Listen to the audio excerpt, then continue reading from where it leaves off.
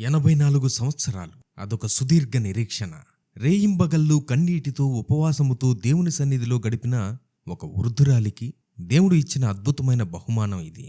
దేవుని కోసం కనిపెట్టుకునే వారి కళ్ళు ఎన్నటికీ అలసిపోవని నిరూపించిన జీవితం ఆమెది. ఈమె పేరు అన్న. ఆమె ఒక ప్రవక్తి. ఆషేరు గోత్రీకుడైన పనూయేలు కుమార్తె.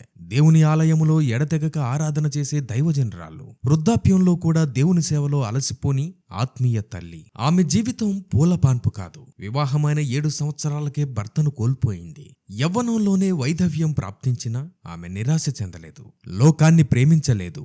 ఆనాటి నుండి 84 సంవత్సరాలు లేదా ఆమెకు 84 ఏళ్లు వచ్చే వరకు ఆమె విధవరాలుగానే ఉంది. భర్త లేడన్న చింతను దేవుని పాదాల చెంత వేసింది. ఆలయమును విడువక రేయింబగళ్ళు ఉపవాస ప్రార్థనలతో దేవుని సేవించింది.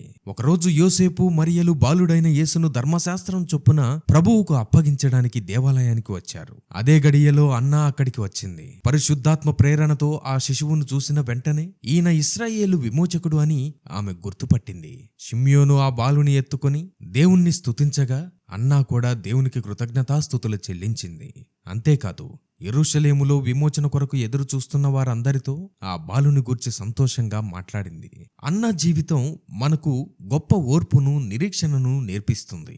భర్త లేడని కృంగిపోలేదు. ముసలిదానినని మూలన కూర్చోలేదు. ఆమె కన్నీరు ప్రార్థనగా మారింది. దేవుని కోసం కనిపెట్టుకునేవారు ఎన్నటికీ సిగ్గుపడరు. ఆమె నిరీక్షణ ఫలించింది. కల్లారా రక్షకుని చూసింది.